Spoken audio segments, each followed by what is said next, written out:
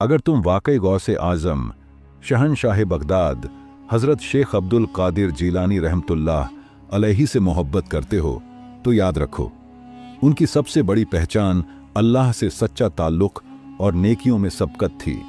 मोहब्बत महज ज़ुबान से नहीं होती, दिल से होती है। उनकी राह पर चलो, नमाज की पाबंदी करो, दिलों को नर्म और पाक रखो, दूसरों पर रहम करो और अपनी ज़िंदगी को अल्लाह की रज़ा के मुताबिक ढालो। गौसे आज़म वही हैं जो आज भी अपने सच्चे चाहने वालों की मदद फरमाते हैं, बशर्ते कि हम भी अपने दिलों को उस मोहब्बत के लायक बना लें। तो आओ, अपने किरदार, अपनी बंदगी और अपनी सच्ची वफा से ये साबित करें कि हम वाकई गौसे आज़म के सच्चे दीवाने हैं। आइए, हकीकत, इबरत और मोहब्बत के रंगों में रंगी हुई इस रूहानी दास्तान को दिल की गहराइयों से सुनिए।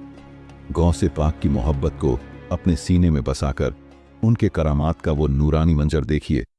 कैसे हिंदुओं की एक पूरी बस्ती ने गौसे आज़म के करिश्मे को अपनी आंखों से देखा और फिर उसी नूर की ताप से उनके दिल पलट गए और वे सब कलमा पढ़कर मुसलमान हो गए। दोस्तों, अगर दिल को छूने वाली ऐसी सच्ची रूहानी कहानियां आपको पसंद हैं तो चैनल सीरत वॉइस को सब्सक्राइब करना ना भूलिए।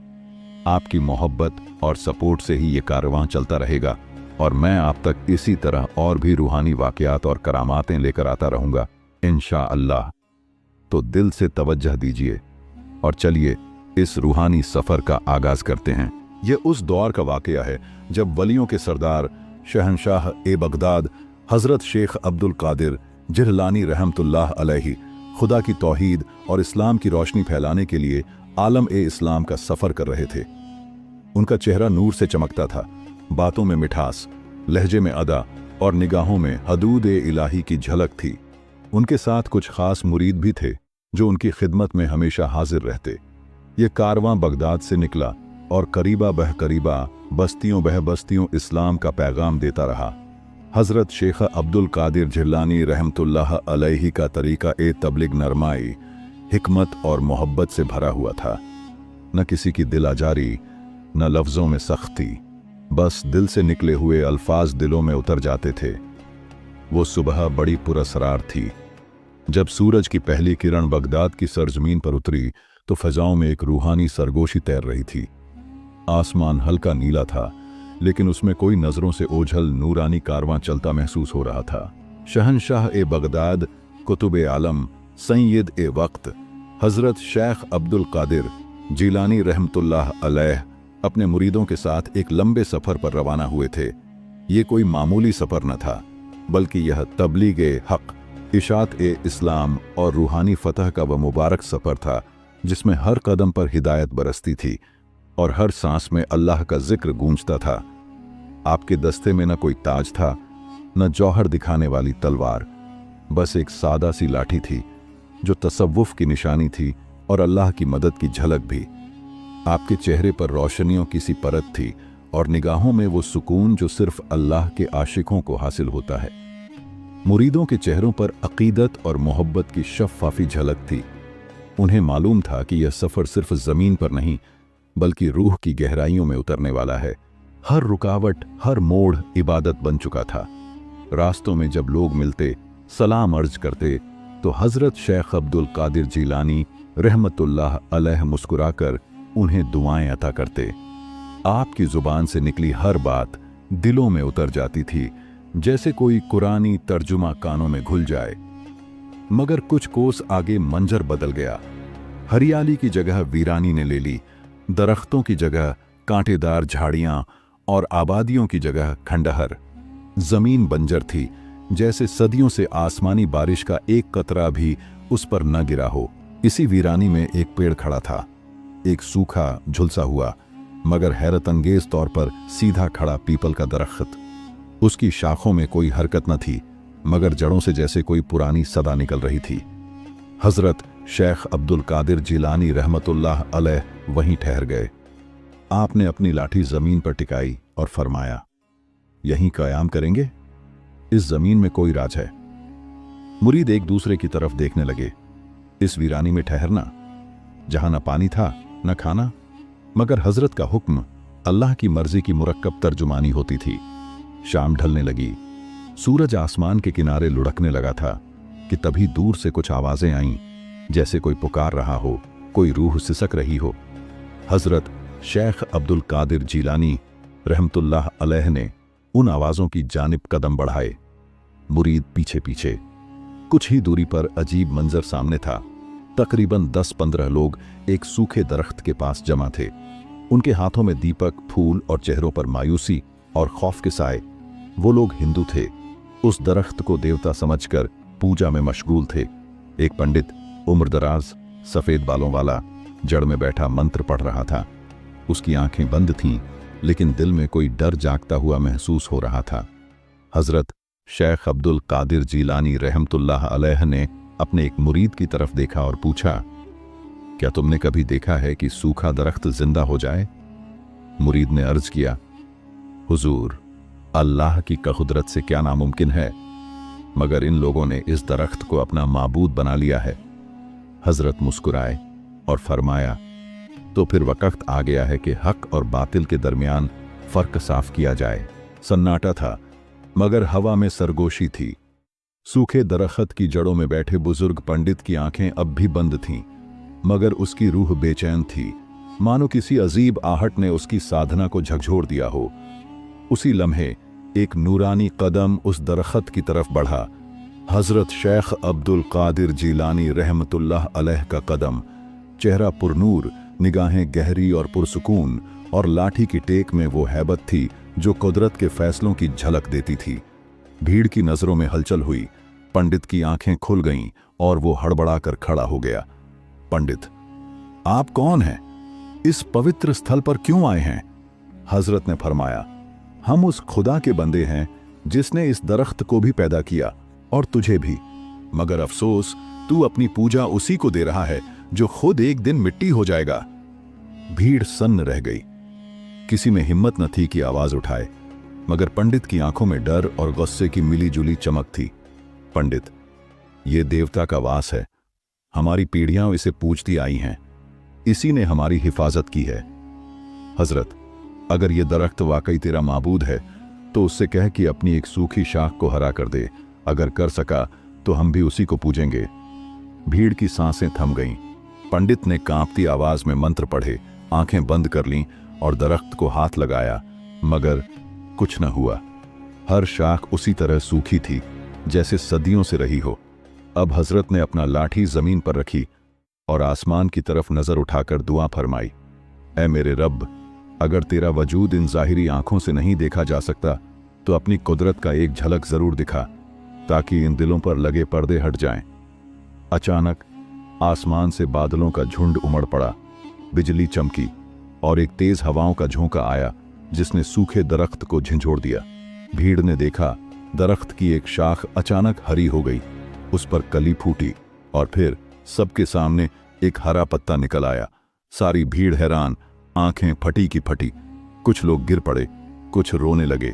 पंडित कांपता हुआ बोला, ये कैसे हुआ? हजरत ने फरमाया, ये तेरे माबूद ने नहीं, उस अल्लाह ने किया है जो हर चीज पर कादिर है। अब भी वक्त है, उस झूठे दरख्त को छोड़ और उस सच्चे खुदा की तरफ लौटा जो बेनियाज है। भीड़ की आंखें भीग गईं। पंडित ने कांपते हाथों से अपनी माला तोड़ दी और दरख्त के आगे सजदे में गिरने की बजाय हजरत शेख अब्दुल कादिर जीलानी रहमतुल्लाह अलैह के कदमों में बैठ गया। मुझे उस रब से मिलाओ जिसने इस मुर्दा शाख को जिंदा कर दिया। बादलों की गरज अब थम चुकी थी, मगर उस दरख्त की हरी शाख जैसे आसमान से उतरे पैगाम की तरह चमक रही थी। पूरी बस्ती खामोश खड़ी थी। उनके दिलों में सालों से जमा अंधे यकीन का ताजमहल एक लम्हे में ढह चुका था। पंडित, जो अब पंडित नहीं रहा था, अपने आंसुओं में भीगा हुआ हजरत के कदमों में बैठा था। उसकी आंखों में शर्मिंदगी थी, मगर साथ ही वो नूर भी जो हक की पहली झलक पाकर आंखों में उतरता है। हजरत शेख अब्दुल कादिर जीलानी रहमतुल्लाह अलैह ने उसे उठाया, अपने दामन से उसका चेहरा पोंछा और फरमाया, कभी देर से आना भी बंदे की किस्मत बन जाता है। आज तुझ पर दरवाजा खुला है, अब पीछे मत देख। भीड़ अब सवालों से भर गई थी। अगर यही सच्चा रास्ता है तो हमने इतना वक्त क्यों खोया? क्या अल्लाह हमें भी माफ करेगा? हजरत ने सबको एक जगह इकट्ठा होने का हुक्म दिया। वीरानी की उस जमीन पर अब एक रूहानी जलसे का माहौल बन चुका था। हजरत ने अपने मुबारक हाथ उठाए और ऐसा दिल तक उतर जाने वाला बयान फरमाया कि बस्ती की हर आंख भीग गई। जिसने तुम्हें पैदा किया, तुम्हारी रगों में जान डाली, सांस दी, रूह दी, उसी को भूल बैठे थे तुम। आज वक्त है लौटने का। ये पेड़ अब माबूद नहीं, बल्कि एक निशानी है उस कुदरत की जो मुर्दा में जान डालती है। बस्ती के मर्द, औरतें, बच्चे सबने एक साथ तौबा की। सूखे होंठों से ला इलाहा इल्लल्लाह की सदा निकली और वो वीरान बस्ती जो सदियों से झूठ के अंधेरे में थी, आज हक की रोशनी से जगमगा उठी। फिर हजरत ने एक चमत्कार और फरमाया। आपने अपने मुरीद से फरमाया, उस जमीन को देखो जो अब तक बंजर थी, अब उस पर पानी बरसेगा और जिंदगानी लौटेगी। जैसे ही दुआ मुकम्मल हुई, आसमान फिर से बरस पड़ा, मगर इस बार रहमत की बारिश थी। बस्ती की जड़ें जो सालों से सूखी थीं, अब अल्लाह के करम से सींच दी गईं। लोगों ने दौड़कर मिट्टी को हाथ लगाया, आंसुओं से लिपटे और सिजदा किया। अब उस पेड़ की पूजा बंद हो चुकी थी। उसकी जगह एक छोटा सा चबूतरा बनाया गया जिस पर सिर्फ अल्लाहू लिखा गया। वो अब हक का निशान था, गुमराही का नहीं। रात की खामोशी बस्ती पर उतर आई थी, मगर वो रात अब पहले जैसी न थी। चूल्हों से धुआं उठ रहा था, बच्चे हंस रहे थे और हर दरवाजे पर दुआ की खुशबू फैली हुई थी। लोग देर रात तक इबादत में मशगूल रहे। किसी को नींद न आई, जैसे हर दिल में पहली बार चैन और सुकून उतर आया हो। लेकिन जहां नूर होता है, वहां अंधेरा भी अपना चेहरा दिखाता है। बस्ती से दूर उसी सूखे टीले के पीछे एक पुराना खंडहर था। टूटी हुई दीवारें, झुका हुआ दरवाजा और एक कुआं जिसे लोग शैतान का कुआं कहा करते थे। सालों से वहां एक परछाई रहती थी जो ना इंसान थी न जिन्न, बस एक साया जो गुमराहियों से पलता था। उस रात जब बस्ती ने ला इलाहा इल्लल्लाह की सदाएं दी, वो साया बौखला उठा। उसके अंदर गुस्से की आग भड़क उठी। मुझे इस बस्ती ने पूजा, मेरा नाम देवता कहा, मेरा डर उनके घरों में था, अब ये क्या कर डाला इस शेख ने। वो साया बुराई की ताकतों को पुकारने लगा।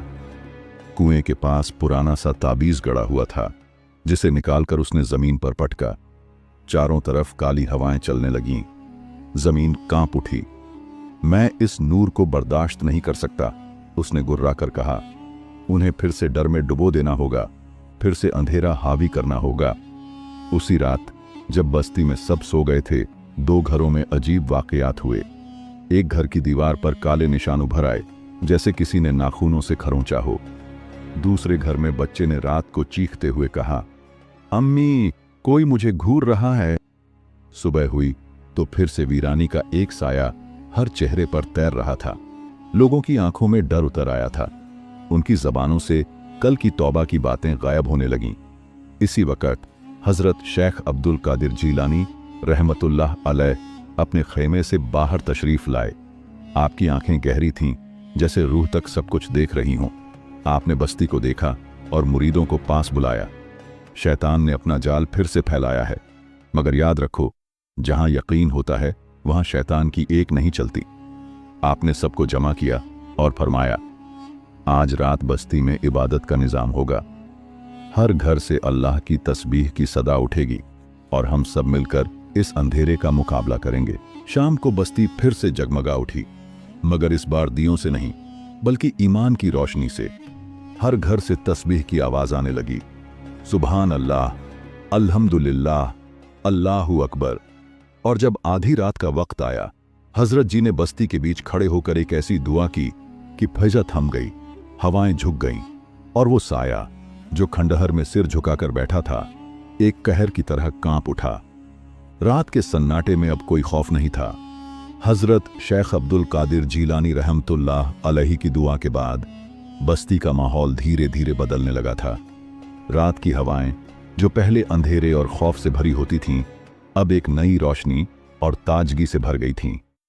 इबादत का जज्बा फिर से सबकी रूह में बसा हुआ था, लेकिन अंधेरे की ताकतें जो अब तक इस बस्ती में अपनी जड़ें जमा चुकी थीं, वो चुपचाप नहीं बैठने वाली थीं। बस्ती में शैतान की जो साया थी, अब वो और ज्यादा भड़की हुई थी। अंधेरे की ताकतें एक नए रूप में सामने आ रही थीं और अब उनका इरादा हजरत शेख अब्दुल कादिर जीलानी रहमतुल्लाह अलैहि को नष्ट करना था। अंधेरे की उस ताकत ने शहंशाह ए बगदाद को चुनौती देने की सोची। रात के आखिरी पहर में जैसे ही चांद की रोशनी जमीन पर बिछी, अचानक वहां एक अजीब सा माहौल बना। पेड़ की जड़ों से आकर हवा में गमगीन आवाजें गूंजने लगीं, जैसे कोई आवाज आ रही हो। तुम एक छोटे से इंसान हो, इस दुनिया में आए हो तो ये तुम्हारी जिंदगी की महक है। मेरे सामने तुम्हारा ईमान, तुम्हारी दुआ, सब कुछ तुच्छ है। हजरत शेख अब्दुल कादिर जीलानी रहमतुल्लाह अलैहि ने कदम बढ़ाए और उस शैतानी ताकत का सामना करने के लिए अपनी मुंह से फरमाया, तू मुझे इम्तिहान देना चाहता है? तू मुझे गुमराही की साजिशों में डालना चाहता है? लेकिन याद रख, जहां तक मेरा ईमान है वहां तेरा हर छल विफल रहेगा। अल्लाह का नाम ही मेरे लिए ताकत है। आपने अपनी जटिल दुआ की। बस्ती की जमीन और आसमान पर एक गहरी सी तन्हाई छा गई। हर दिल में ईमान की रोशनी फैलने लगी। अचानक पेड़ के पास जो साया था, उसकी आंखों में चमक उभर आई। उसकी सारी ताकत जैसे हवा में घुल गई। उस साये ने हजरत जी की दुआ का सामना किया, लेकिन उसे हर एक पल में हरा हुआ महसूस हो रहा था। फिर एक बहुत ही चौंकाने वाला वाकया हुआ। उस साये ने चिल्लाकर कहा, तुम नहीं जीत सकते, मैं शैतान हूं और शैतान कभी नहीं हारता। लेकिन हजरत शेख अब्दुल कादिर जीलानी रहमतुल्लाह अलैहि ने बिना किसी डर के अपनी तकीदी दुआ जारी रखी। तू जिस शक्ति का दावा करता है वो झूठी है। अल्लाह की राह पर चलने वाला कभी नहीं हारता। शैतान का साया जैसे ही और ज्यादा बढ़ा, हजरत जी ने अपनी आंखें बंद कर लीं और एक और लंबी दुआ की। अब उस अंधेरे की ताकतें जैसे खत्म हो गईं। हवा में ताजगी और रोशनी फैली और बस्ती की धरती पर हक़ का कायम होना तय हुआ। साया धीरे धीरे मुरझाता हुआ नजर आने लगा। जैसे ही उसने अपना साया उठाया, उसे एक अद्भुत शक्ति का एहसास हुआ। यह ताकत खुदा की थी। वो साया अब असहाय था और जैसे ही उस साये ने अपनी आंखें खोलीं, वो साया हवा में उड़ा और एक पल में गायब हो गया।